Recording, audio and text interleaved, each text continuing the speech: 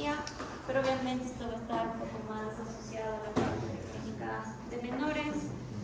Y bueno, aquí es donde yo voy a, les dije que dentro de la clínica menor también hablábamos de las especies no convencionales, ¿no es cierto?, que ahorita están en auge y demás.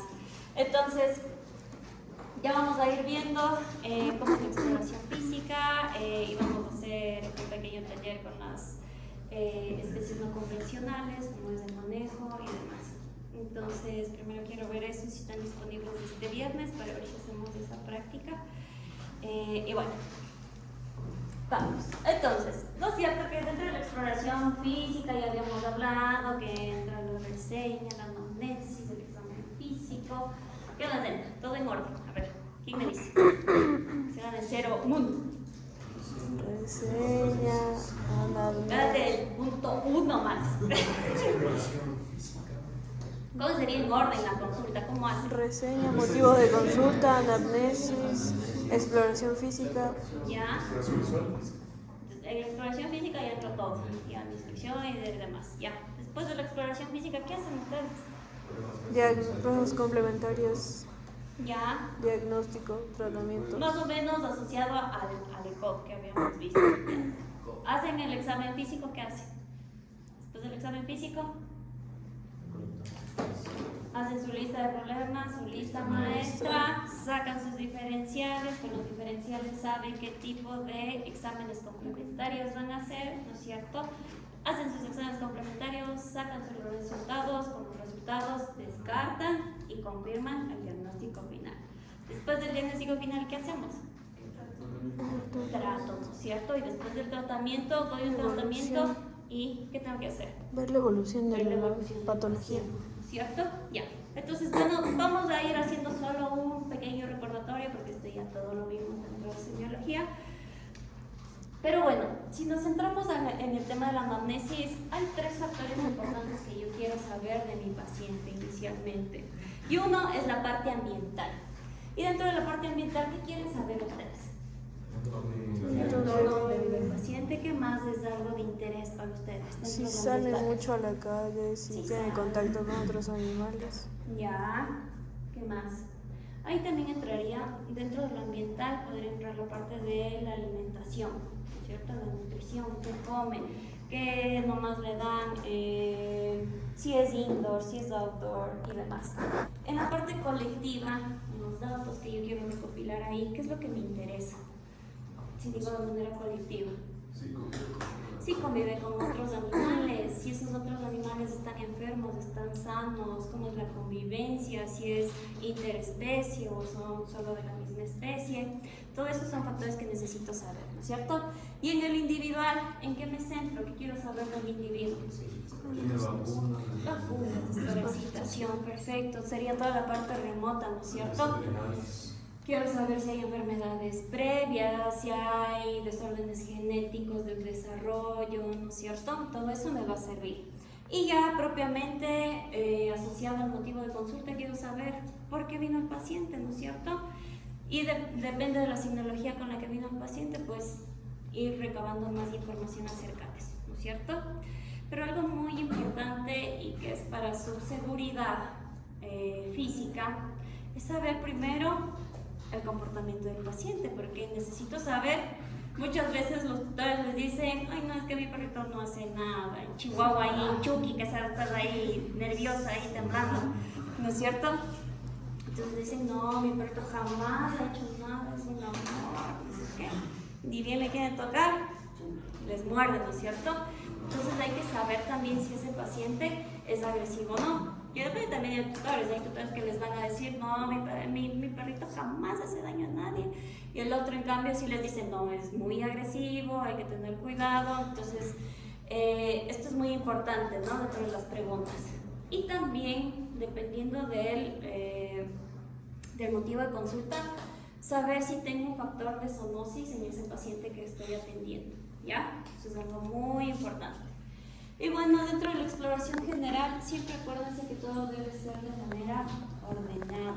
Y siempre hay que ir haciendo procedimientos desde el menos invasivo hasta el más invasivo. Por eso siempre empezábamos desde la inspección, luego entrábamos en la parte de la palpación, ¿no es cierto?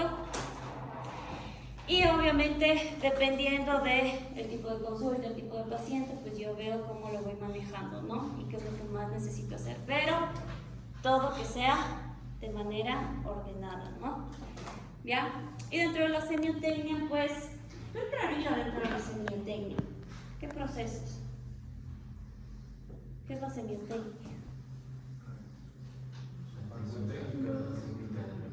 Las técnicas que yo manejo, ¿no es cierto? Que sería dentro de la exploración física del paciente. Entonces ahí, dentro de la semiotecnia, ¿qué entra? La auscultación, la palpación, En orden, inspección, palpación, palpación, percusión, auscultación y hasta la palpación también, ¿ya?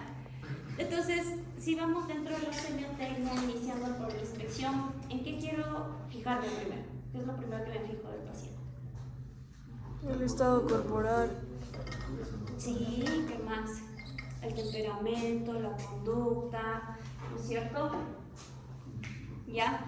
También me voy a fijar en la condición corporal, habíamos hablado, también la tonicidad muscular del paciente, la parte del sensorio, como es la conducta, ¿no es cierto? Si está alerta, ¿cuáles eran los diferentes parámetros que puedo ver dentro del sensorio?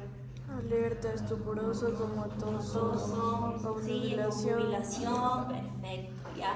Veo la actitud del paciente, si hay signos particulares que me ayuden a ver o tratar de ver un diagnóstico presuntivo que pueda tenerlo.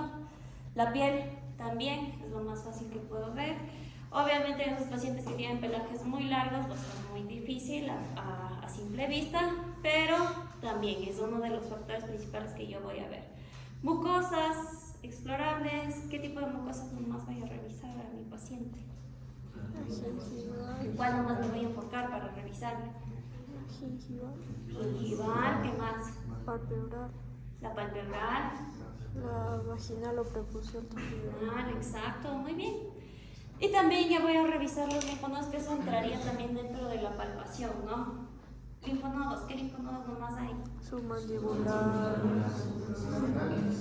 Ya, en orden, de craneal a caudal. submandibular,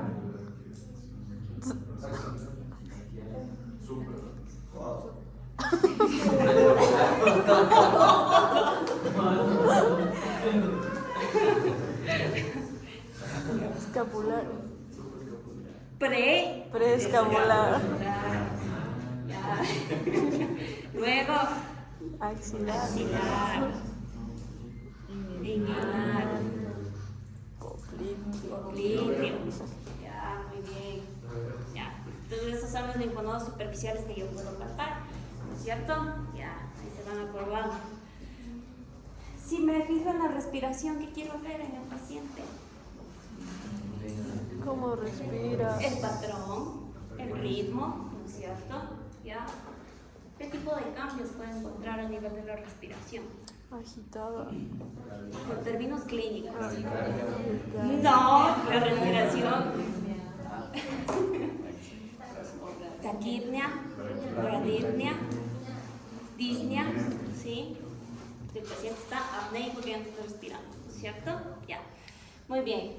En la parte del cardiovascular entraría la parte de la auscultación, ¿no es cierto? ¿Qué quiero encontrar dentro de la auscultación en mi paciente? soplos, Arritmias, soplos, perfecto. Y si vamos a hablar un poco de la auscultación, ¿qué más puedo escuchar con mi fonoendoscopio? A nivel pulmonar, ¿no es cierto? Quiero ver cómo es la auscultación a nivel pulmonar, si hay crépitos, cuáles son los sonidos patológicos a nivel receptores, sibilancias, estridor, muy bien, y los crépitos que habíamos hablado, ¿no es cierto? Entonces, pregunta, por ejemplo, si yo tengo presencia de estridores en mi paciente, ¿qué sospecha clínica voy a tener? ¿Estridores? Ajá. ¿No era neumonía? Puede ser, podría, entonces más de bajas. Si tengo sibilancias, altas, asma, ¿no es cierto? Podría ser, muy bien. ¿Ya? ¿Y qué también, para qué también me sirve el fonendos? ¿Qué quiero escuchar? Partes digestivas, Movimientos intestinales, ¿cómo se llamaban? Borborigmus. Borborigmus, ¿cierto? ¿Cuál es la frecuencia normal? De 5 a 6 creo que. O de De 4 a 1 a 6. 3 por minuto más o menos, ¿ya? Están aumentados, lo más probable es que haya mayor peristaltismo, ¿no es cierto? Puede ser que estén pasando por un proceso gastrointestinal, inflamatorio, infeccioso. La temperatura también es lo que vamos a ver. Entonces, dentro de la inspección, ¿qué es lo que quiero ver? Ya hablando un poco más. Entonces, ¿qué quieren ver en ese dato, por ejemplo? La conducta, ¿no es cierto? ¿Ya? ¿Qué más? La postura, la marcha, muy bien. La condición corporal, es lo que también quiero ver, ¿no es cierto? Si hay asimetrías o algo, al momento que camina, si también lo que lo estoy viendo de frente, quiero ver si hay asimetrías en algún punto, si hay bultos, si hay distensión abdominal, hay una asimetría al lado izquierdo, al lado derecho. Si es un paciente, por ejemplo, un perro, ya, que viene a consulta, que lo veo desde lejos de frente y tiene distensión abdominal y es asimétrica al lado izquierdo, ¿qué voy a pensar? ¿Ah? Una dilatación valvular. Sí, ¿por qué?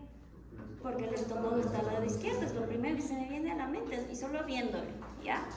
Entonces, si veo que este paciente igual se veo de frente y tiene el abdomen en péndulo, así, es lo primero que se me viene a la mente. También, muy bien, exacto. Ya, también voy a revisar las mucosas que sean más visibles, ¿no es cierto? Para ver qué puede estar pasando en ese paciente y la actitud, ¿ya? Ahora en la palpación, hablábamos de los linfonodos, ya les pregunté, ¿no es cierto?, cuáles nomás eran, los submandibulares, los preescapulares, axilares, inguinal y popliteo. ¿no es cierto? Son los principales que debemos palpar, ¿ya? Si tengo una reacción, un aumento de linfonodos generalizado, ¿cuál sería mi primera sospecha clínica? Un proceso infeccioso. ¿Qué creen que va a tener ese paciente? Si veo que todos están, Toditos. todos, Infección sistémica. súper aumentados en volumen. Una sepsis. Una infección sistémica. Sería raro que esté todo marcado en una sepsis. Proceso Lo más neoplásico. probable cuando es una sepsis sí van a estar un poco aumentados dependiendo del lugar donde se genere la patología, ¿no es cierto? Pero si tengo todos aumentados, el triple de volumen, todos están reactivos. Linfoma es lo primero que se me viene a la mente, ¿sí? ¿Ya?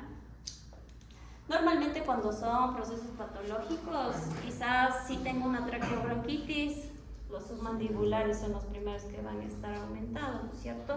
Si tengo un problema a nivel abdominal, una biometra, algo, los inguinales van a estar más marcados, una cistitis, de lo general son los primeros linfonodos a reaccionar, ¿ya?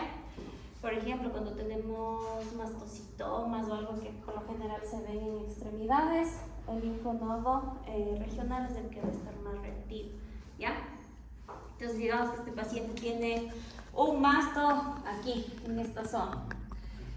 El linfonodo del lado izquierdo va a estar reactivo y del derecho no, ¿sí? Porque reacciona en el linfonodo donde está la lesión, ¿ya? En la palpación que vamos a ver, el tiempo de llenado capilar, ¿cuál es el tiempo normal?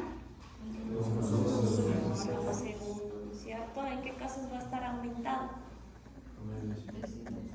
Deshidratación, ¿qué más? Anemia y falta de perfusión, ¿no es cierto? Porque ahí es donde tenemos a ver. Vamos a hacer también el reflejo toxígeno, ¿no es cierto? El reflejo toxígeno, ¿para qué me servía?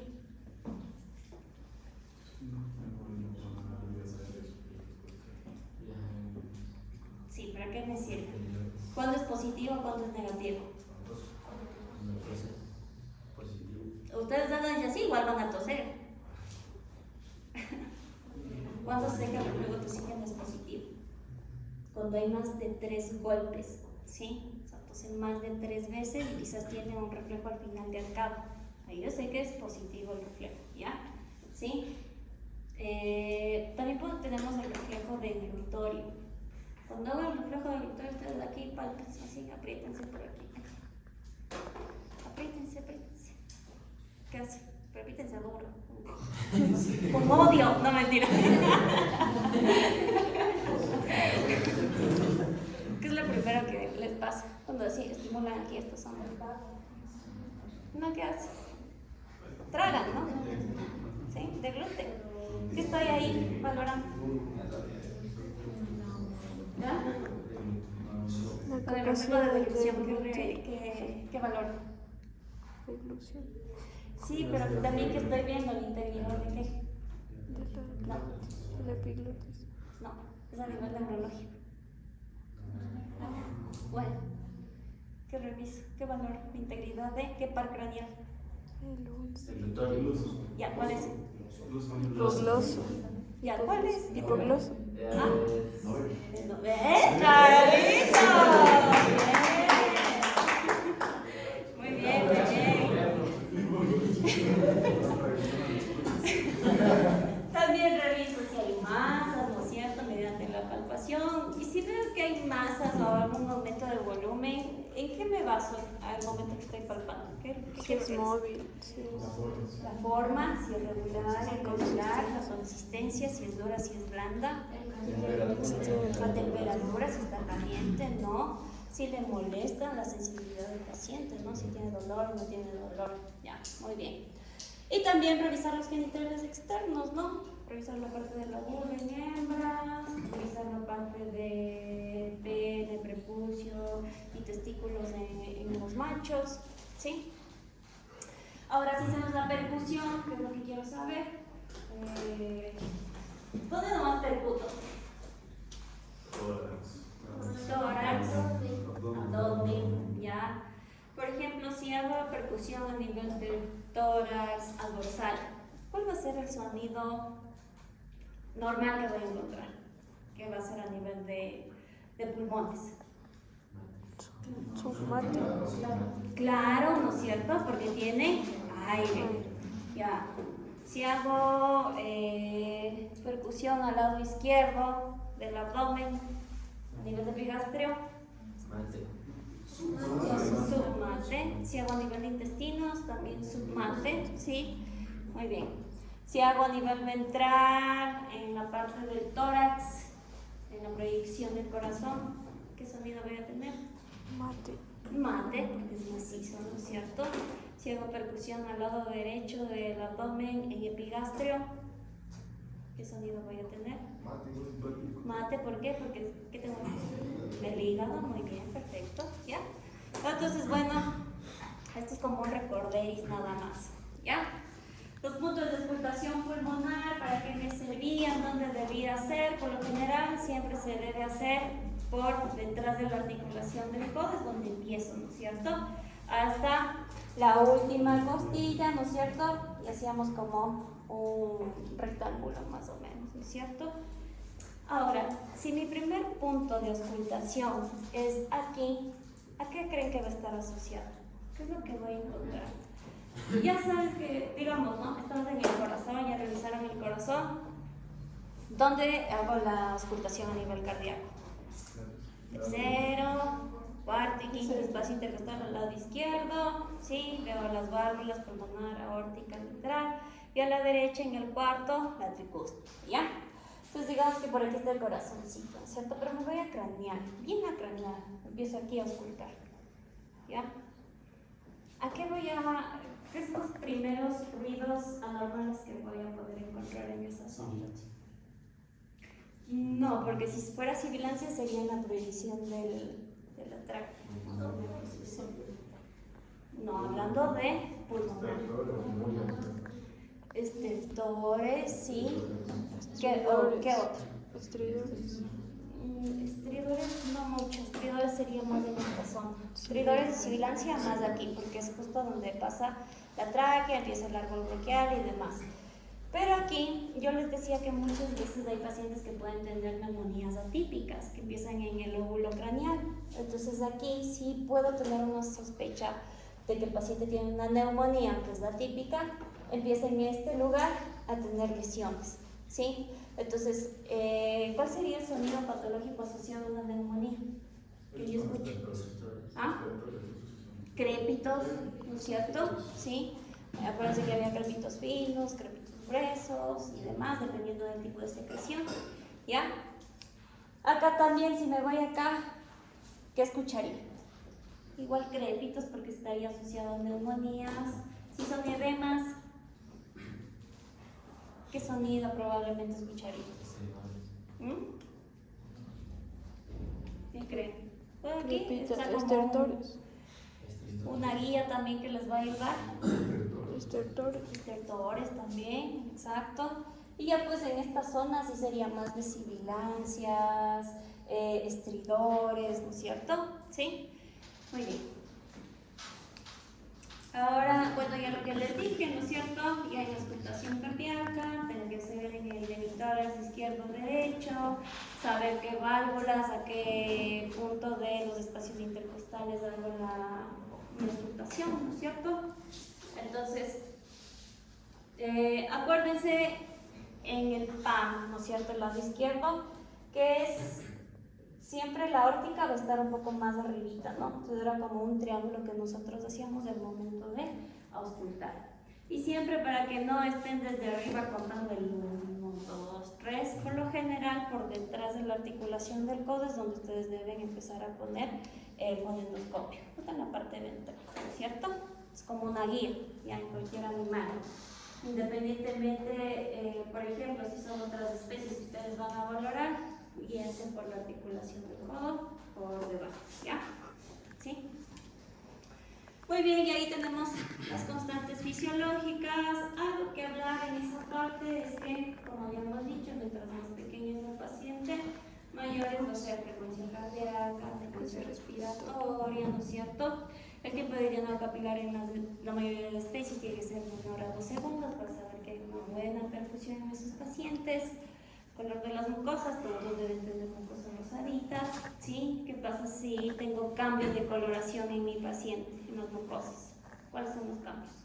Normalmente Ictéricas, cianóticas, congestivas. cianóticas, están congestivas. Si están congestivas, ¿a qué factores asocio eso?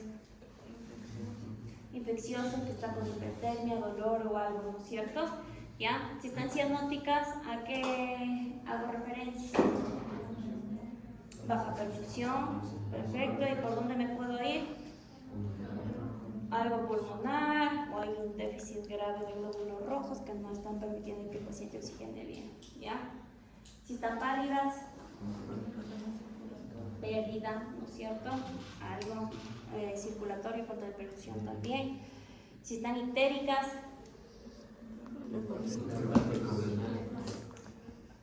si están ictéricas, hepático.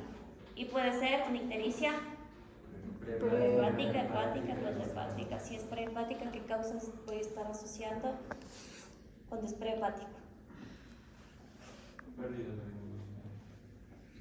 No. ¿Qué pasa? ¿Cuál es la primera cosa que se le ve si piensan que es un problema prehepático? ¿Qué diferenciales le ponen a ese paciente?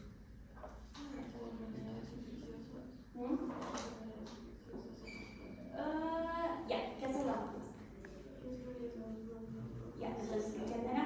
Hemólisis, ¿no es cierto? Entonces, la prehepática, hemólisis. ¿Por qué causa? Todavía no sé, pero tiene un proceso hemolítico, que puede ser inmunomediado o de causas infecciosas, ¿no es cierto? Si es hepático y es un problema a nivel estructural del hígado, ¿no es cierto? Muy bien. Y si es poshepático, colestasis, es lo primero que se me viene, ¿ya? No hay un buen drenaje. Ya, muy bien. Entonces miren, por ejemplo, si vemos los latidos por minuto, el perro es pequeño, siempre va a ser entre 160 y 180, va a ser normal obviamente, medianos de 140 a 160, grandes de 100 a 140 y gigantes de 60 a 100, ¿ya? Obviamente estas constantes van a ir fluctuando, porque la mayoría de sus pacientes si llegan a la clínica, ¿qué van a estar? Estresados, ¿no es cierto? Entonces eso hay que ir valorando, ¿ya? Y bueno, también podemos ver el porcentaje de obesidad deshidratación en estos pacientes, ¿no? ¿Y cómo yo puedo ponderar el porcentaje de deshidratación en estos? Se lo hace mediante varias pruebas, ¿no es cierto?, que habíamos visto. Por ejemplo, este sí creo que les habían dado del porcentaje de deshidratación, ¿no? Que va de 5 hasta 12, ¿ya? ¿Y en qué parámetros nomás habían visto que se tienen que basar en ustedes para ponderar? Esa es una ponderación clínica. Cada uno dice, bueno, para mí este paciente está como un 7% de deshidratación. Pero dice, no, para mí está como un 10, ¿ya? Y es relativamente un poco subjetivo, ¿no es cierto? Porque lo que ve Paulo no va a ser lo mismo que vea yo, ¿sí? Quizás Paulo va a decir, no, este paciente, las cosas están bien, no pasa nada. Y yo puedo decir, no, ya este paciente estaba muriéndose, ¿no es cierto? Entonces, dependiendo de la percepción. ¿Pero en qué me debo basar? Tiempo de llenado capilar, la prueba del pliegue cutáneo, ¿no es cierto? Acuérdense que las dos son menor a 2 segundos. Pero para ser un poco más objetivo, ¿sí? Y poder dar una mejor ponderación, yo ya tengo tiempo de llenado capilar, ¿no es cierto? Tengo la prueba del pliegue cutáneo, pero también me voy a revisar un poco los ojos, la cuenca de los ojos, la temperatura y también el hematocrit, que me va a ayudar un montón, que eso ya es como un aporte más objetivo que yo voy a tener para dar una mejor ponderación a mi paciente, ¿sí? Entonces esta tablita es como un poco más amplia que les va a servir ya cuando hagan los exámenes complementarios, pero esta sería como la básica, ¿sí? Pero si quieren ser más objetivos, ya una vez hicieron exámenes complementarios como el hemograma, el hematocrit les va a ayudar a dar una mejor ponderación, ¿ya? Igualmente, los pacientes que están bien deshidratados, ¿qué es lo primero que vemos? La cuenca de los ojos están bien hundidos, ¿no es cierto? Han visto las encías, las mucosas están súper resecas, ¿no es cierto? ¿Ya? La temperatura obviamente va a ir bajando a medida que esté más deshidratado, ¿sí? Y el hematocrit en cambio va a ir subiendo a medida que esté más deshidratado. Porque vamos a tener una eritrocitosis relativa, ¿no es cierto? Estoy perdiendo líquido y hay concentración de glóbulos rojos, ¿ya? ¿Sí? Muy bien. Entonces, acuérdense que hacíamos la lista de problemas, ¿no? Entonces, aquí, ¿qué queremos en la lista de problemas? ¿O por qué hacíamos eso del sistema del ECO? Era lo que yo quería. ¿Por qué hacía todo ese trámite de buscar los signos, el problema y demás? Porque quiero saber, ¿no?, a qué sistema está afectando la patología de mi paciente. Y puede ser que en algunas patologías va a ser muy fácil el llegar a un diagnóstico, pero va a haber otras, como las que vimos del anterior caso de ese paciente con tromboembolismo arterial, que tenía 1000 y una cosas, ¿no es cierto? Entonces esto es donde les va a ayudar como a centrar un poco sus ideas, ¿ya? Muy bien. Entonces el diagnóstico diferencial, cuando yo sacaba el diagnóstico diferencial por exclusión, ¿no es cierto?, hacíamos estos acrónimos, ¿sí? El que yo les había dicho es el DAMIT, es el que se utiliza en veterinario. También en humanos utilizan este otro que es el Vitamin, es un poco más amplio, ¿sí? Pero termina siendo casi similar, porque la B de qué era?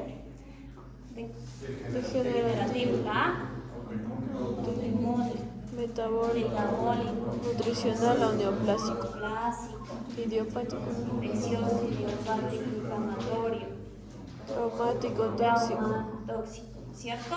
Pero miren, esto es como, estos incluso les sirven para esos pacientes que tienen problemas neurológicos, ¿sí? Si uno sospecha de que es algún problema neurológico, se utiliza también esto, que es vascular, inflamatorio, infeccioso, trauma, alérgico, autoinmune, si hay anomalías a nivel del desarrollo, metabólico, idiopático, neoplásico y degenerativo.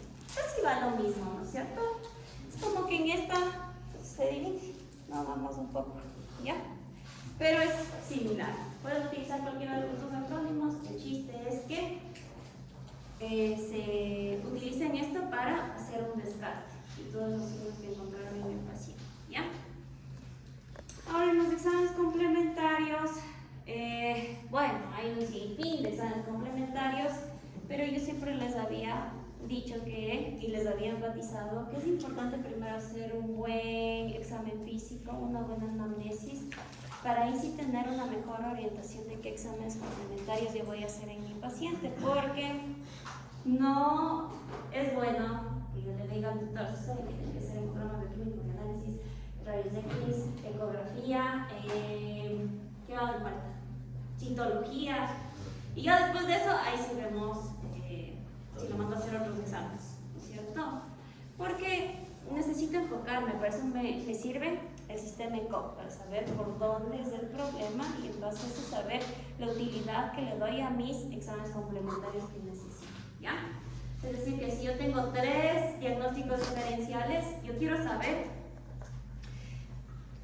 digamos, tengo una gastroenteritis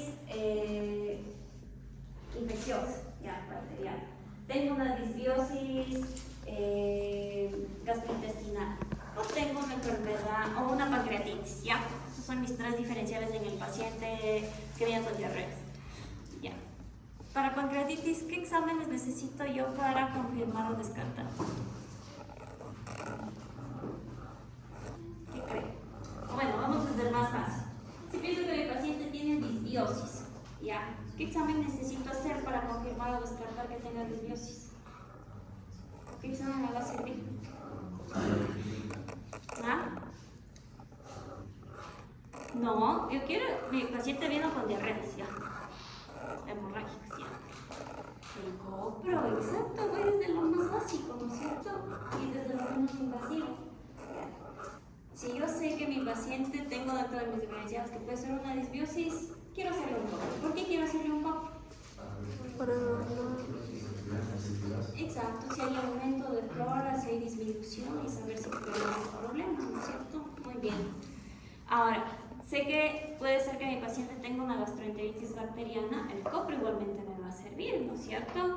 Pero ¿cómo puedo dar un soporte más a mi diagnóstico y descartarlo, confirmarlo, a diferencia de la disbiosis? ¿Qué otro examen me sirve más como para confirmar? Porque si ya tengo una gastroenteritis, tengo una inflamación, ¿no es cierto? El hemograma. Entonces, para confirmar que tengo una gastroenteritis bacteriana, hago mi copro, pero le añado también que sí es importante hacer un hemograma en ese paciente. Porque ¿qué quiero encontrar en ese hemograma para poder confirmar mi sospecha? Línea blanca, ¿no es cierto? Quiero ver si hay un hemograma de inflamación en el paciente. Muy bien. Ahora, también dentro de mis diferenciales tengo que el paciente puede tener pancreatitis. Ahora, en ese paciente, ¿qué necesito? Sí, le haría una lipasa pancreática, ¿no es cierto? Y confirmo, descarto si está elevado o está dentro del rango normal, ¿ya? Entonces, miren cómo es importante que ustedes sean objetivos en el momento que ponen sus diferenciales, ¿no es cierto? Porque no es cuestión de mandarle retaíla de exámenes sin saber el por qué, o sea, qué análisis quiero revisar, ¿ya? Muy bien, y ahora vamos a hablar un poco de los animales no convencionales, ¿sí?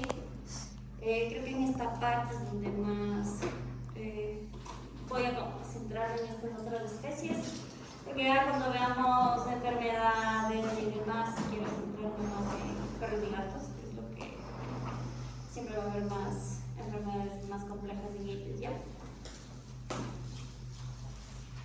Pero si hablamos de animales no convencionales, ¿qué especies nomás creen que ustedes van a tener que revisar dentro de una clínica? Hámsters, Hurones, hámster, ratones, tortugas, ratones, aves, reptiles también, tiene de todo, ¿no es cierto? ¿Ah? Ah, de mini pigs, sí, entraría ahí también, muy bien, sí. Camal, no mentira. Ya. Y bueno, vamos a hablar un poco porque hay muchas de estas especies. Peces que pasaron ya ahí. bioacuáticos. Acuáticas, ahí verán cómo le entienden a ese pececito, ¿no? Pero sí, hay muchos, ¿no? E incluso ahora una especialidad es hacer clínica de animales no convencionales, ¿sí? Porque Ni el conejo es un perro chiquito, ni el gato es un perro chiquito, ¿sí? Entonces la consulta siempre tiene que ser muy individualizada hasta por especie, ¿no es cierto? Y a veces son muchas enfermedades, muy diferente el manejo entre cada una de estas especies, que es importante, no sé, ¿a quién le gusta más esta parte? Como que quisiera especializarse o tratar de atender este tipo de especies. Porque es muy diferente con silvestres que están viendo ahorita, ¿no es cierto? ¿Ya? Ustedes saben que en silvestres están viendo 1 millón de especies, pero el manejo es distinto porque estos terminan siendo mascotas, ¿no es cierto? Entonces el manejo, el cómo hablar con el tutor es muy distinto, ¿no es cierto? Ya, entonces vamos a ir hablando, me voy a enfocar en la parte del conejo, pero vamos a hacer una revisión de algunas de las principales especies convencionales, ¿ya? Es muy largo este tema, como para abarcar todas, pero al menos las más principales. O sea, lo más común ahorita, el conejo, creo que entra dentro de las primeras especies no convencionales que llegan a consulta. El cuy incluso también, sí, ajá. Los hámsters, ¿no es cierto? Los hámsters, los ratones, las ratas, los hurones, erizos también, los periquitos, sí. Los tlacuaches. Yo quiero un tlacuache. Ya. Pero bueno, vamos a empezar hablando ahorita de los conejos. Sí, quiero hablar todo de este que es como, de los convencionales como de los que más tienen, ¿no es cierto? Hay mayor relevancia en la actualidad. ¿Sí? Entonces, si me llega un conejo a la consulta, ¿qué es lo primero que me interesa? Y ya inicio, porque ya no es perro, ya no es gato, ya. ¿Qué come? Sí, me voy a enfocar primero en la comida. ¿Por qué quiero enfocarme primero en la comida? ¿Qué creen que va a ser el primer motivo de consulta en estos pacientes? Es que siempre tienen problemas gastrointestinales, obstrucciones. Sí, siempre van asociados con el tipo de dieta, ¿no es cierto?, que consumen. Y a veces sí les dan comida casera a las horas de lo que están comiendo ellos, carne, pollo, todo lo que les dan, ¿no es cierto? O sea, son locas la gente ahora, ¿no es cierto? Entonces, sí, lo que me interesa de estos pacientes es saber primero la nutrición, qué le están dando, ¿no es cierto? ¿Qué más quieren saber de este paciente? Porque normalmente si nosotros vemos, los conejos son presa en el ambiente general, ¿no es cierto? Entonces, como son presa, ellos enmascaran muy bien su signología clínica. El conejo puede estar así y puede estar completamente normal, viene para revisión, ya preventiva. El conejo viene así y está a 5 segundos de morirse, ¿no es cierto? Y es que es así, es por la naturaleza, porque ellos son presa, entonces ellos no pueden indicar sus síntomas, ¿no es cierto? Ya, entonces, ¿qué más me interesa? ¿Cómo es el manejo de la cama? ¿Dónde le tienen? Porque recuerden que ya son mascotas, ellos ya no van a estar en jaula. Muchos están en la casa, durmiendo en la cama, en el patio, pasan por adentro, ¿no es cierto? Sí, literalmente los tienen como perros. ¿Sí?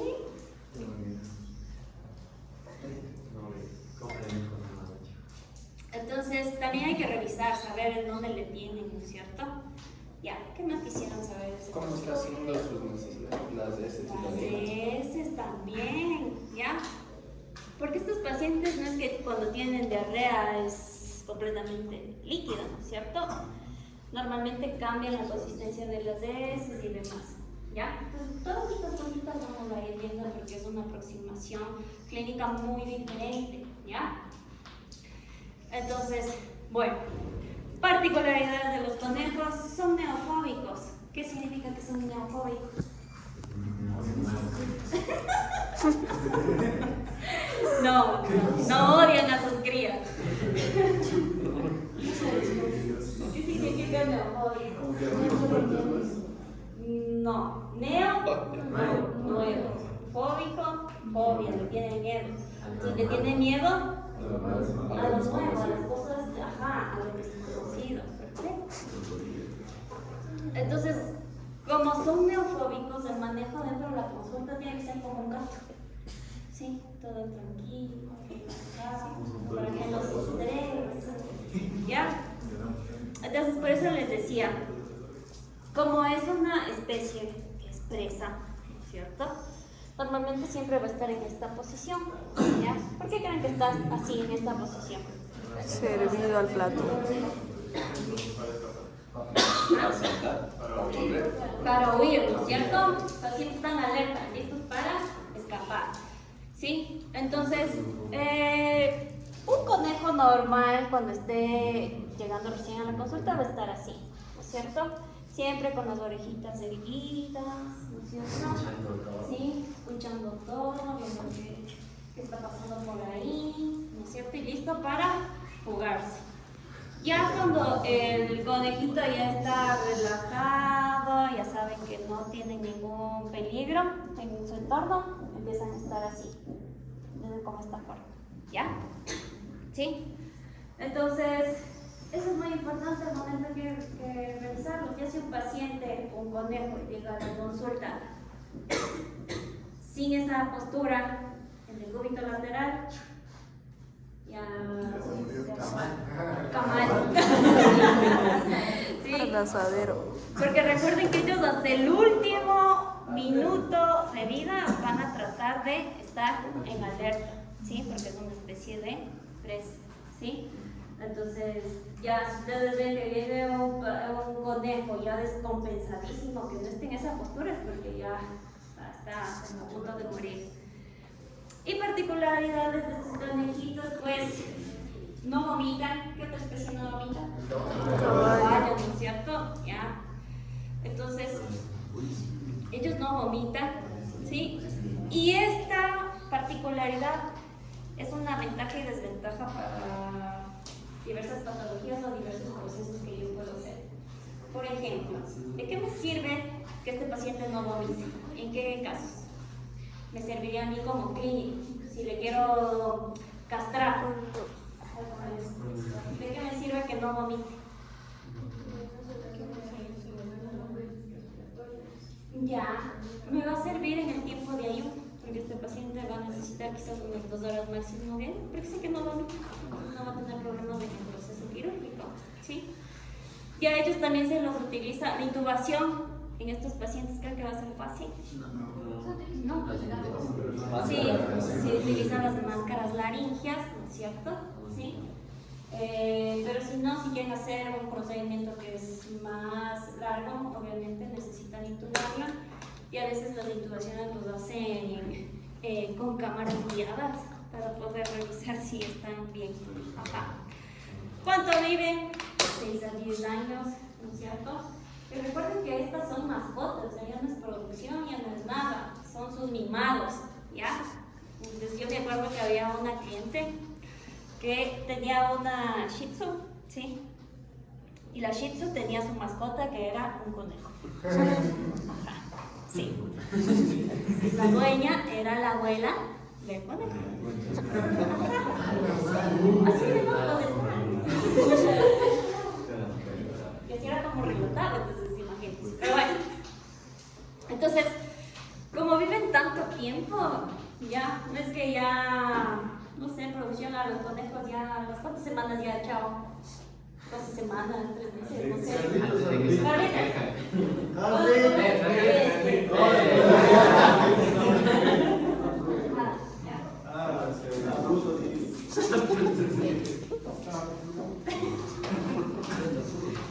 Entonces, como viven más, como son mascotas, los dueños quieren que vivan todo el tiempo, ¿sí? No quieren que se muera nunca su mascota. Entonces ya vamos a tener presencia de enfermedades degenerativas en esta especie también. Entonces, por eso también es importante especializarse en especies no convencionales, ¿no es cierto? Porque a veces uno no puede abarcar tantas especies. Pero, por eso mismo, también es importante, pues, revisar y saber cuánto tiempo más va a vivir ese paciente. Obviamente, el mayor tiempo que viva, yo sé que va a tener probabilidad de tener mayores enfermedades degenerativas y demás, ¿ya? Ahora, tampoco no eructan estos pacientes. ¿Y qué pasa? ¿Qué creen? ¿Esa es una ventaja o una desventaja? Una desventaja que se llenan de Desventaja, gas. porque muchos de estos como que alimentan en el momento de que comen la fibra, no pueden eliminar todo ese gas y por eso es que se compactan, se timpanizan y demás, ¿ya? Ahora la madurez sexual llega ya desde los 4 o 9 meses, ¿sí? ¿Cuánto dura la gestación en un conejo? 30 días. 31 días promedio, ¿no es cierto? ¿Y cuántas gazapos pueden tener por camada? 10. Son muy proliferativos, ¿no es cierto? De 4 a 9, incluso son muchos, ¿ya? Entonces por eso ahora también se recomienda, cuando son mascotas y quedan por ahí machos y hembras, esterilizar, ¿no es cierto? Ya. Ahora otra particularidad es que no tienen cojina, que se tienen culpados, ¿sí? Ajá, las almohadillas no son marcadas. Entonces, ¿qué van a tener? A la predisposición a qué van a tener por esa particularidad. Problemas osteoarticulares. Sí, pododermatitis es lo primero que van a tener asociado a eso, ¿sí? Igual, ellos como les había dicho que es una especie de presa, solo van a vocalizar cuando tienen demasiado dolor en las caras, son como también los gatos. Ya, si le toca por ahí, ven que está vocalizando porque es porque en verdad le duele, igual tienen un umbral del dolor alto. Y normalmente el tutor no debe haber secotrofos, porque la secotrofia, ¿qué es la secotrofia? Sí, cuando se comen las heces. Las heces se comen los secotrofos, ¿no es cierto? ¿Y qué son los secotrofos?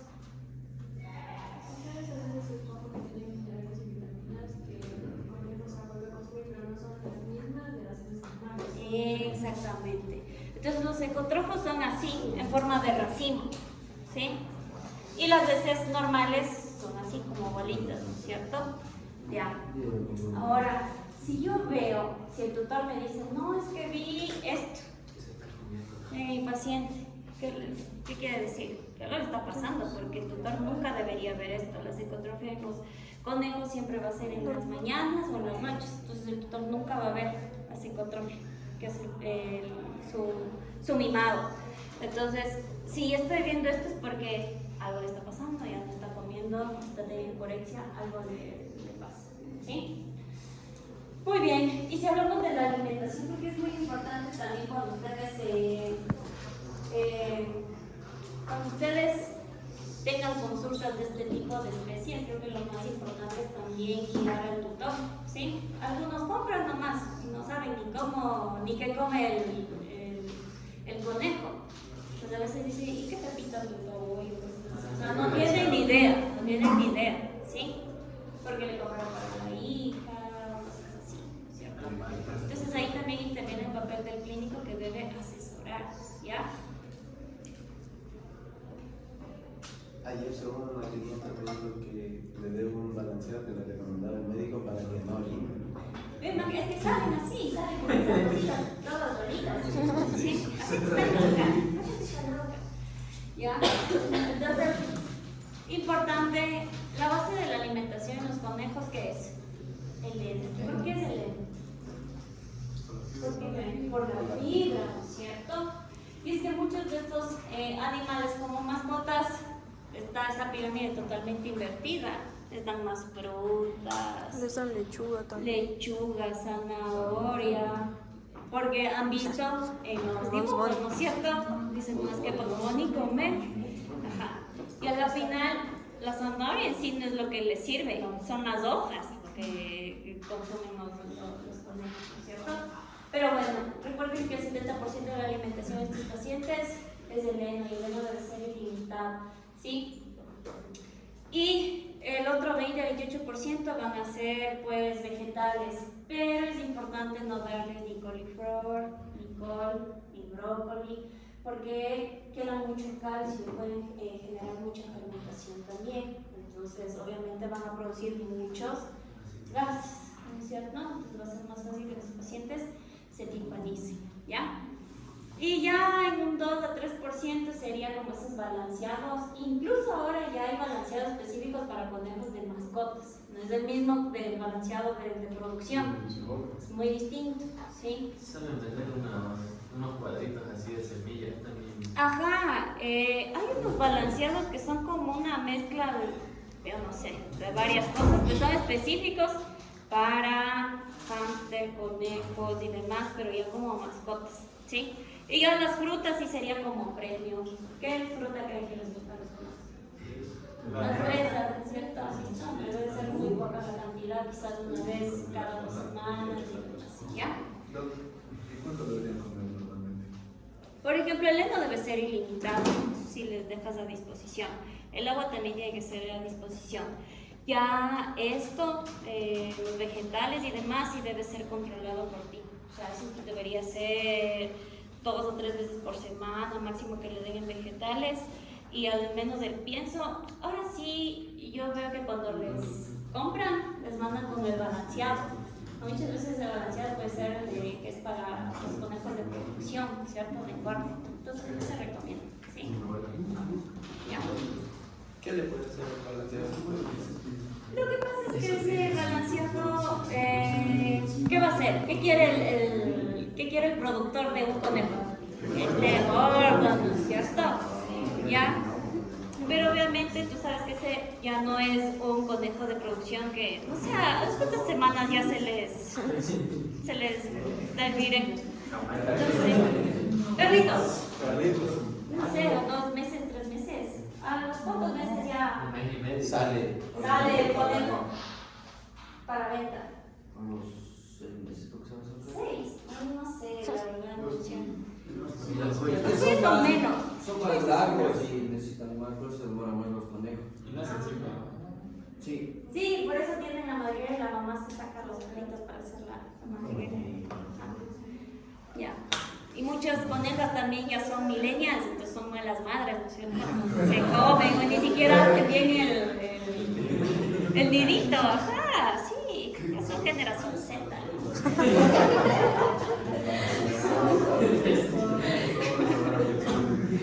¿Ya? Entonces, acuérdese que de cierto modo también los conejos son como los gatos, porque enmascaran el dolor y se estresan mucho. Entonces, ahí el manejo debe ser muy diferente, ¿sí? En esta especie, ¿ya? Entonces, ¿qué pasa? Ellos también se acicalan, ¿sí? Como los gatos. Entonces, si yo en la primera consulta, sin tocarlo todavía el paciente, veo que hay como esos grumos ahí de pelito, el pelaje está reseco y todo, digo, no, a algo le está pasando, porque ese pelaje no está ni limpio, ni brillante, ni nada, ¿cierto? ¿Ya? Entonces, bueno, como veo la condición corporal en estos pacientes, ahora recuerden que tienen mucho pelaje, ¿no es cierto? Entonces, en lo que yo me voy a basar, por ejemplo, miren esa imagen. ¿Ven alguna diferencia en esos conejos? ¿No? Ajá. Entonces ahí les voy a llevar sus manitos, ¿sí? Porque tienen que palpar. Si van palpando y sienten muy fácil las costillas, dicen, no, está delgadito, a pesar de que se vea así, ¿ya? Y lo más importante es la parte de la grupa, revisar si está muy planita. Yo sé que está en una condición corporal un poco bloqueístico, claro. Tiene que estar como encorvadita, vas a ver que esté gordo. Y como ideal sería que esté aplanadita, ¿sí? Sí, ¿ya? Y que no estén marcadas las cosas, ¿ya? Y bueno, en el examen físico, pues la frecuencia cardíaca normal de estos pacientes pueden tener una frecuencia cardíaca pueden llegar hasta 330 latidos por minuto. Y obviamente un conejo que llega a consulta va a estar en latidos mayores a 200, están estresados, ¿no es cierto? Entonces sí va a ser muy difícil la auscultación en estos pacientes porque quizás por la frecuencia no van a auscultar quizás sordos o algo, porque es muy raro que tengan, ¿ya? Y si nosotros vemos estos pacientes, ¿dónde está? ¿Qué pueden ver en esta placa de rayos X? Fijándose en la conformación del animal, de la estructura, tanto del tórax como del abdomen. ¿Qué podrían deducir viendo esa placa? El tórax es muy pequeño, ¿no es cierto? Entonces, miren, ¿dónde tengo que auscultar? Aquí está la articulación del codo, ¿sí? Tengo que irme mucho más a cranear en estos pacientes.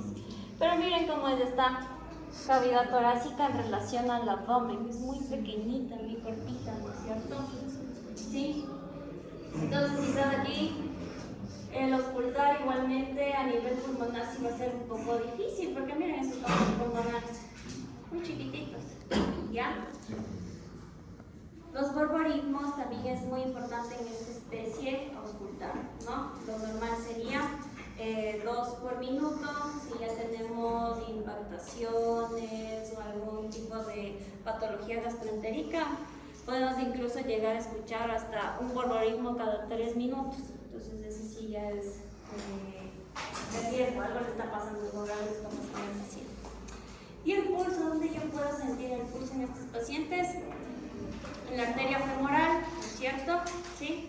Pero también en la auricular central. También podría poner ahí mi dedito para sentir el pulso, ¿ya? Y de ahí también se puede tomar muestras de sangre, ¿no es cierto? ¿Sí? Incluso poner la dieta en el paciente. Entonces miren cómo es el manejo. Yo no les digo, son como gatitos, porque el rato que ustedes les sacan, ellos les gusta estar, que no les vean, ellos no quieren ver, entonces siempre se meten la cabecita en la parte del operador, ¿sí? O del tutor, si es que el tutor es el que les saca. Entonces lo que ustedes deben es siempre tener cuidado de la parte de la columna. ¿Y qué otra característica importante es donde ustedes deben tener mucho cuidado al momento que manejan? Las orejas. ¿Qué más? Las patas. ¿Qué patas? Traseras, porque ahí es donde se impulsan, ¿no es cierto? Donde tienen mayor fuerza. Pero pueden tener mucha fuerza, pero sus huesitos son muy débiles. Entonces, el rato que si por ahí están con un mal día y el coger así, puede terminarle fracturando al conejo, ¿ya? Entonces, es importante, uno, mantenerles así. Obviamente, ya como estos conejos son como mascotas, ya no son tan nerviosos, ¿sí? Entonces, ya va a ser un poquito más fácil el manejo. Y ya cuando quieren a revisarles, por ejemplo, revisar la parte ventral, hacer el zigzag también, si es que recién compraron, ya sabes si es macho y hembra, tienen que ponerle en esa posición. Y si es un poco nervioso, como gatito, le hago un burrito, ¿ya? ¿Sí? Le envuelvo en la mano, ¿ya? Perfecto. Entonces, como les había dicho, el tórax de estos pacientes es muy pequeñito, entonces sí es importante. Uno, la auscultación cardíaca y pulmonar sí va a estar un poquito difícil al momento de escuchar que encuentren algo, porque va a ser muy difícil, ¿ya? Pero miren la conformación, miren aquí, todo esto ¿qué sería? El estómago de ellos es muy grande. Y miren las vías intestinales, todo lo que está dilatado, ¿qué sería? ¿Dónde se fermenta más toda la parte de la alimentación del conejo? En el ciego, ¿no es cierto? ¿Sí? Entonces ahí es donde más van a tener esa fermentación. Y miren, esta es una placa de rayos X normal. O sea, si yo veo en cambio, en un perro o en un gato, me asusto, ¿no es cierto? Digo, creo que tiene una torsión mesentérica, tiene obstrucción algo. Pero eso es normal de ver en un conejito, ¿ya? Otra característica importante es que estos pacientes son respiradores nasales obligatorios. Siempre respiran por la nariz. Si ven a un conejo respirando por la boca, se está muriendo. Camara. ¿Sí? Sí, un tanex. ¿Sí? Entonces, bueno, otra particularidad en estos pacientes es que a nivel de los linfonodos ya habíamos visto, ¿no es cierto? ¿Qué linfonodos superficiales nomás había? Mandibular, preescapular, axilar, inguinal y prepopliteo. ¿Ya? Ahora, dentro de todos esos, por ejemplo, si hablamos de perros y gatos, el más fácil van a ser los submandibulares, como que los que más se palpa fácilmente, ¿ya? Pero en ellos, en cambio, el más fácil de palpar es el popliteo.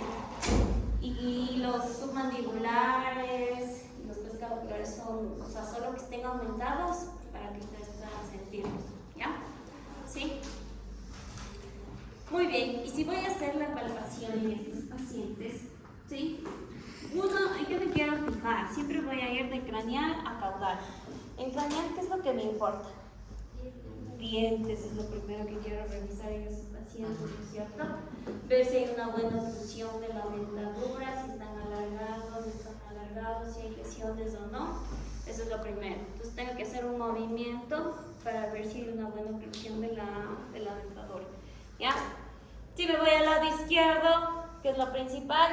El estómago, ¿no es cierto? Quiero ver. Normalmente el estómago está siempre bien acraneado, como veíamos que ese tórax es muy chiquitito, parte del estómago va a estar por debajo del arco costal, ¿sí? Las fosas intestinales, el ciego en cambio va a estar al lado derecho, ¿no es cierto? Entonces si ahí siento o percuto un sonido timpánico, me preocupo yo de ese paciente, ¿no es cierto? Los riñones voy a palpar a nivel dorsal, ¿no es cierto? ¿Ya? Y la vejiga también, si ustedes ven, ahí también hay una similitud con los gatos obesos. Porque los gatos obesos, ¿qué tienen cuando son gorditos? ¿Ah? La bolsa primordial, ¿no es cierto? Entonces a ratos les puede dificultar el palpar. Lo mismo pasa en los conejos que también tienen mucha grasa abdominal, ¿sí? Como que les va a dificultar al palpar. Pero yo por aquí quiero palpar la vejiga. ¿Qué predisposición tienen los conejos a generar? Urolitos, es la causa más común asociada al sistema renal, ¿ya? Entonces tengo que hacer una palpación obligatoria de la vejiga. Ya hablamos de las constantes fisiológicas, temperatura, el paciente de 38 a 40 grados, el tiempo de llenado capilar de 1 a 2 segundos, ¿sí? Y esta sería como la manera correcta de revisar la parte de los incisivos igualmente de estos pacientes, ¿ya? Ahí, por ejemplo, podemos ver, para poder hacer el zigzag en estos pacientes, ¿sí?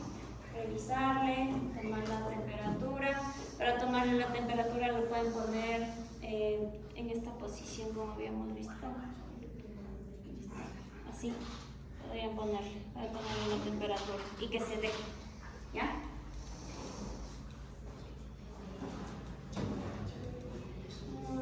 Acá. Entonces, miren, por ejemplo, ¿dónde está el macho y dónde está la hembra? El macho es acá, porque miren, los testículos de ellos son alargados. ¿Sí? ¿Ya? Y la de allá es hembra. Me falta poner otra imagen también, que estaba más fácil de ver la parte de la abuela. Pero es casi, cuando son muy chiquititos es un poco difícil de sexarles, ¿no? Si no tienen experiencia. Pero por el tema de los testículos que no se pueden ver, quienes tienen el canal inguinal abierto, nunca se les cierra. Entonces fácilmente los testículos entran de nuevo al abdomen o pueden salir, ¿sí? ¿Ya? Y son alargados, por eso el rango de las castraciones, si hacen bien en lugar de la incisión es fácil que salgan. A diferencia de los gatos, perros que pueden tener los testículos más redonditos, más esféricos, ¿no es cierto? ¿Ya? Eso. Ahora, voy a tener varios síntomas en estos pacientes, que puede ser la anorexia. La anorexia que puede estar asociada en estos pacientes. ¿Qué puedo pensar? Porque ahí sí yo tengo que tener un enfoque clínico muy distinto a lo que sea un perro y un gato, ¿sí? Entonces la anorexia, lo primero, sabemos que esta especie tiene mayor predisposición a tener problemas gastrointestinales relacionados a la dieta, ¿cierto? Entonces me iría por ahí, algo le puede estar pasando, ¿sí? Letargia igualmente, como estos son síntomas generales, pues ya tendría que ahondar un poco más en la anamnesis para saber qué está pasando.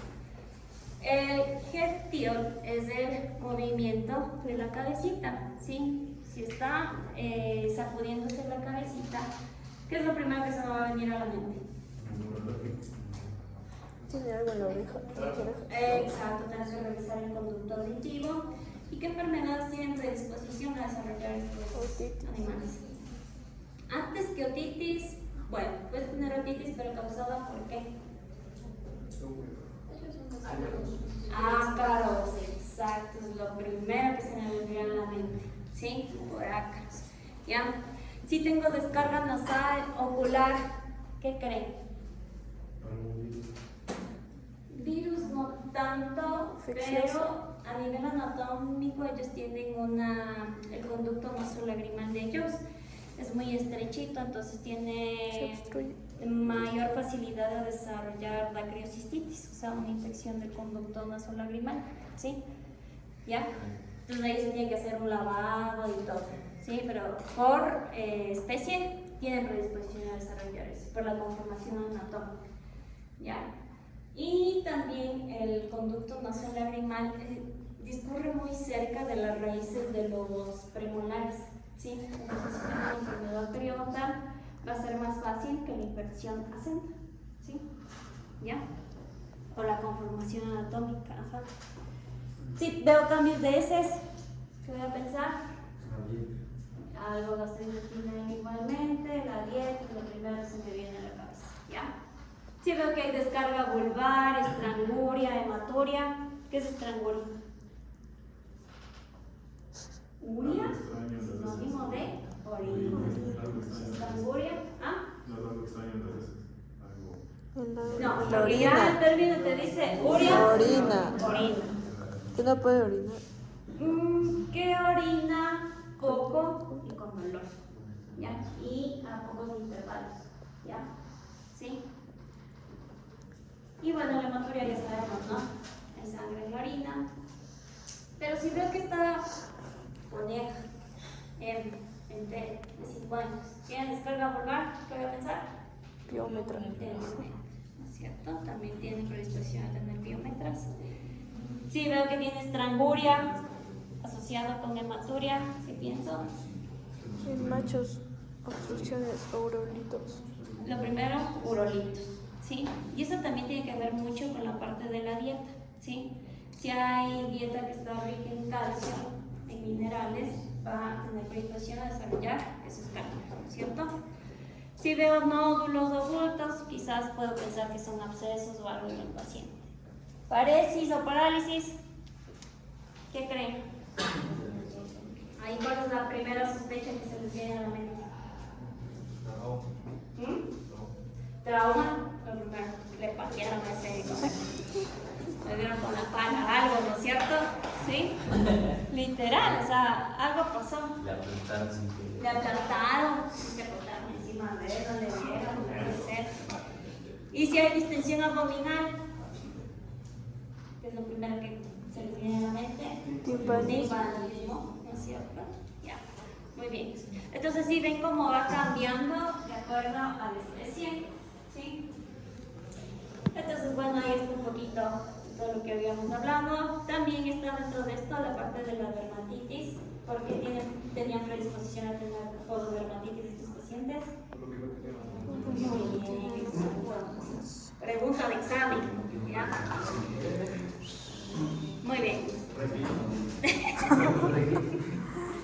Ya nada. Muy bien.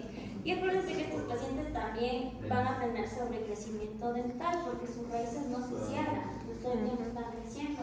Y por eso necesitan siempre necesitan fibra para desgastar, ¿no es cierto? Sabe que los animales más convencionales de mascotas es un problema común porque no les dan esa parte. Exacto, porque es lo primero que les cambian la dieta. Porque como son los mimados, que les dan arrocito, que les dan pollo, que les dan no sé qué, menos lo que necesitan, porque son herbívoros estrictos, ¿no es cierto? Entonces están cambiando completamente la microbiota. ¿Ya? Entonces siempre vienen con lo primero que vienen son todos estos problemas sobre el crecimiento. Ahí les ¿cierto? liman. Entonces miren porque también es importante la parte de dar siempre veneno, ¿sí? Que es el 70% de lo que necesitan, porque todo el mundo necesita dar necesitamos, ¿no es cierto? Sí, y al mismo tiempo limando esos dientes, ¿ya?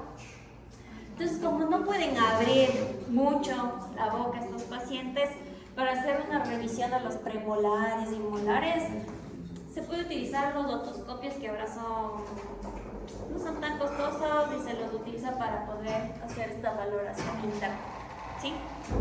Se puede hacer como una otoscopia, ¿ya? Y la toma de muestra, donde podemos tomar las muestras en estos pacientes, en la vena marginal, ¿sí? En la vena safena también. Ahora, muchos de estos pacientes sí van a necesitar sedación, ¿sí? De la cefálica también se puede tomar. de la yugular también. Eso le quería preguntar de la yugular. Sí, pero va a ser un poco más difícil en un paciente despierto. Tendrías que sedar. Sí. Ahora, como ellos tienen un metabolismo mucho más rápido, la sedación como más recurrente que se utiliza son... No tanto, porque tú solo quieres sacarle la muestra de sangre, ¿no es cierto? Solo quieres que esté dormidito un minuto en lo que te demoras. Ya si eres manco, ya... ¿no es cierto? Pero, ¿qué es lo que te va a servir ahí más? La anestesia inhalatoria, ¿no es cierto? Ya, entonces ahí puedes cerrarle un poquitito, para que se quede dormidito, sacar la muestra y ya. Entonces, para sacar en la yugular sí es una buena opción, pero en un paciente despierto, dependiendo del temperamento, no sé qué tanto le vayas a estresar para tomarle la muestra, ¿sí? Entonces, se recomienda primero en estas, inicialmente, si ya hacen mucha práctica en estas especies, la yugular también, ya, sin sedar. Ahora, los puntos de inyección en estos pacientes, miren, por ejemplo, en las inyecciones intramusculares son en los músculos epaxiales lumbares, es un lugar común donde se puede utilizar. En los cuádriceps también se puede utilizar, pero ahí hay que tener mucho cuidado de qué. Del ciático, ¿no es cierto? Ya, muy bien. Aquí, por ejemplo, para sacar muestras de sangre intravenosa, de la safena, habíamos hablado, del auricular, también de la vaginal. Y subcutáneo, toda la parte del cuello, ¿no es cierto? Porque es muy laxo, ¿sí? Es muy laxa la piel de estos pacientes. Yo una vez vi que le pusieron a un conejo, no sé qué le administraron, pero pusieron justo en el termo, que era como... Intraóseo. Intraóseo. ¿Era chiquitito? Sí, sí, sí. Ajá, también se puede, igualmente.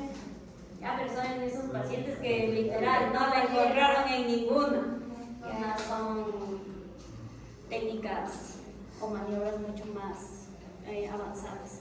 Eso también las intraóseas, por ejemplo, esos cachorritos que les llega, que son así súper chiquititos, deshidratados, imposible que les cojan una vena. Entonces ahí es intraósea. Siempre se va el epífisis, entonces se va de húmero o de fémur, en los trocantes mayores, salido de ¿ya? Como son chiquititos, todavía tienen mucho cartílago, más hueso esponjoso, tienen que hacer como una ligera presión y si enreda. Y ahí le mandan volúmenes. Ajá. Es que literal, en esos casos su paciente está así, medio mimido ya, o sea, tienen que intentar hasta lo último. ¿Ya? Y bueno, hablamos un poco de los fármacos que pueden utilizar y demás. Estas son como consideraciones en esta especie. Si hablamos de anestesia, la atropina nunca les va a servir en estos pacientes, ¿sí? Digamos que le están haciendo un procedimiento bajo anestesia general y ya está bajando, está empezando a estar erradicado y quieren mejorar, no van a poder si le ponen atropina, se les va a ir. ¿Por qué? Porque estos pacientes o esta especie tiene enzimas atropinases, es decir, donde va a hacer efecto la atropina no va a poder hacerlo, ¿sí? Por eso en este caso se utiliza un reversor, un fármaco similar que es el glucopirrolato, ¿sí? Si no, adrenalina, ¿sí? ¿Ya? O albitarfina utiliza. Y por lo general, como les decía, lo que mejor se utiliza para el metabolismo rápido que poseen estos pacientes es anestesia inhalada. Sí, porque van a metabolizar rápido. Entonces, una vez que le quitan la exposición al anestésico, ya van a recobrar conciencia. ¿Ya? Muy bien. Ahora, en temas de antibióticos, sí es muy importante. Bueno, muchos han visto que la mayor parte o el antibiótico que más utilizan es la roxacina, ¿no es cierto? En conejos. Pero se recomienda que se utilice un poco diluida porque puede generar necrosis en el sitio de función intramuscular, ¿sí? La gentamicina, en cambio, se la debe manejar solo de manera oral, ¿sí? No utilizarla intramuscular porque o intravenosa, porque esta especie es muy susceptible a este fármaco. Entonces, ¿cuáles son los efectos secundarios de la gentamicina? ¿Qué es lo que genera la gentamicina? Como efecto adverso a dosis altas. ¿A dónde va? A los riñones, es nefrotóxica, ¿sí? Entonces, ellos son muy sensibles, entonces intramuscular, intravenoso, se recomienda no utilizarlo. Si lo van a utilizar, solo que sea vía oral. ¿Ya? Y recuerden que muchos de estos, por ejemplo, la mayor parte de cefalosporinas no se les manda vía oral a ninguno, ¿sí? Por ejemplo, cefalexina, cefoxitin, todas las cefalosporinas de todas las generaciones, ¿ya? Amoxicilina, ampicilina, todas esas no se las debe mandar vía oral porque puede generar disbiosis. Y ya sabemos que una de las enfermedades más comunes que pueden llegar a que el paciente se muera es la disbiosis en esto, ¿cierto? ¿Ya? Entonces estas son como indicaciones, ¿ya? Y la analgesia, podemos darle de todo.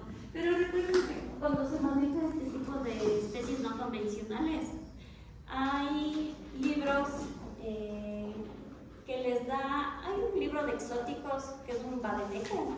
Entonces eso les sirve porque está por especies, ratas, conejos y demás. Entonces van a ir viendo las dosis, porque cambian full entre especies, ¿sí? Por lo general, un perro, digamos, si hablamos de enrofloxacina, yo le puedo poner 5 miligramos, ¿sí? 5 miligramos kilo día de enrofloxacina en un perro o en un gato. Los conejos necesitan mínimo 10 miligramos por kilo diario o cada 12 horas, ¿sí? Entonces difiere mucho la dosis. Y obviamente no se van a saber las consideraciones dependiendo pues de qué tanto vayan a tener este tipo de pacientes, pero si no, lo mejor es ir al vademécum y revisar según la especie la dosificación. Por lo general en estas especies no convencionales siempre las dosis son mucho más altas que en perros y gatos, ¿sí? Ajá, por el metabolismo, que es súper rápido. El meloxicam igual es mucho más alto, el ketoprofeno también es alto, son como 2 veces, 3 veces más de lo que normalmente se utiliza en los otros. Ya. Ahora, queremos saber de las demás especies no convencionales y les había preguntado qué otras especies no las conocíamos. Entonces vamos a hacer grupos. Sí. Y traen uno por Y trae un individuo, no mentira.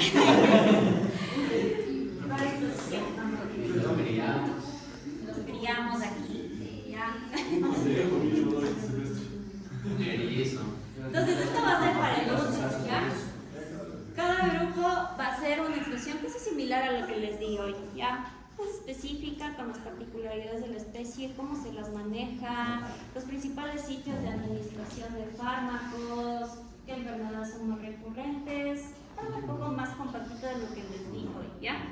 Entonces, justo están para 7 grupos de 4 personas, que creo que son 28, 27 ustedes. ¿Ya? ¿Alguien tiene un muro? No, no. Entonces, bueno, eso lo vamos a hacer el lunes. Sí, tus exóticos, yo quería tener esféricos de $3,000. Sí. El guacamayo. Va a ser a sorteo. No, el guacamayo. Entonces, hagan grupos de 4 personas y les mando y sorteamos la especie. Igualmente les voy a mandar la bibliografía de donde pueden respaldarse, ¿ya? Sí. Listo. Entonces van a hacer grupos, dicen. Papel con los nombres, Paul.